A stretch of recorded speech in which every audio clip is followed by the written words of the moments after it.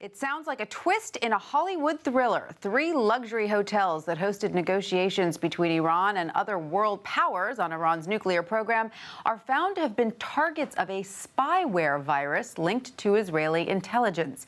Here with more details is Wall Street Journal Washington reporter Adam Entous. Welcome, Adam. Great to have you on. So earlier this spring, the Wall Street Journal reported Israel spied on the U.S.-led talks, which took place in 2014. Do we know if this spyware possibly played a role there?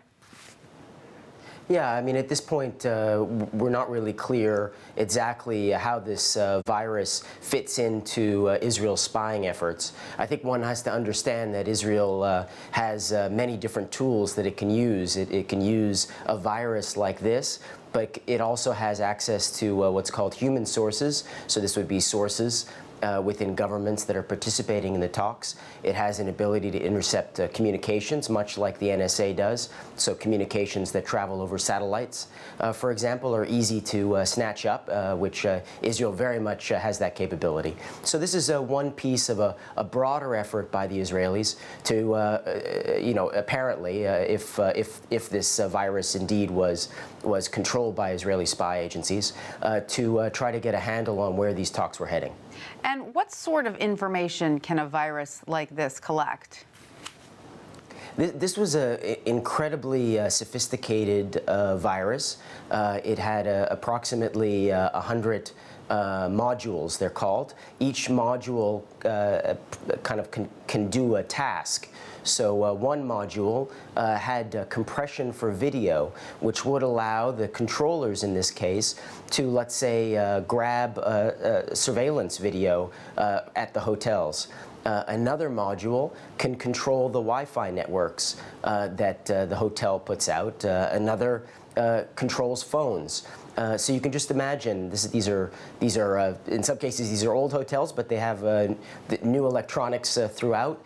The interlinking all these computers, telephones, surveillance cameras, microphones that can be found anywhere from the alarm systems in each of the fire alarm systems in each of the rooms and conference rooms to elevator cameras and elevator microphones, which could be turned on and off at will by the attackers in this case in order to collect information. And how was this particular spy virus discovered and linked to Israeli intelligence? Yeah, well, this is basically what happened is this company that's a very well-known cybersecurity firm based in Moscow.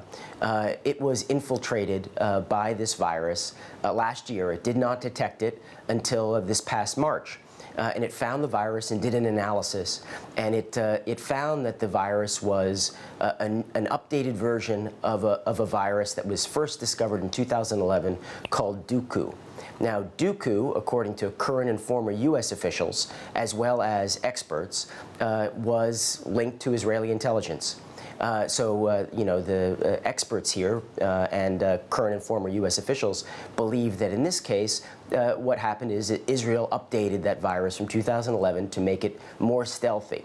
Once the company realized it was infected, it did a search of all of its clients and all of its customers to see if any of them also had the virus in their systems. We're talking about 400 million computers around the world being checked.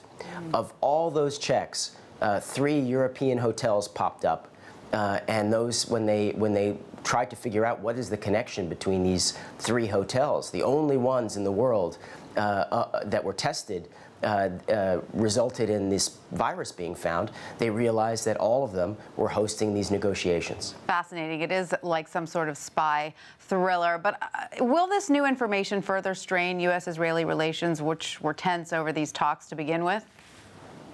I think that when it comes to spying, the United States does a great deal of it itself. So for them to point the finger here at Israel, I think is probably unlikely. Right. U.S. officials, generally speaking, accept that this is the practice. In fact, they see it as almost the norm.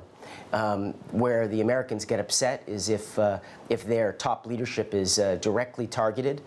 Israel, as you know, denies that it conducts direct espionage against the United States, which is something that U.S. officials dispute. The Israelis are very conscious of American reactions to these types of spying allegations. So, I think the real issue here for the Americans is how do the Israelis use the intelligence? Right. Do they use the intelligence in order to undermine support in the United States and abroad for these nuclear talks that are underway? And that's the bigger issue, I think, for American policymakers than the issue of Israel, in fact, spying on the talks. Right. Sounds like in some ways it's just international espionage, business as usual. All right, Adam, thank you so much for that.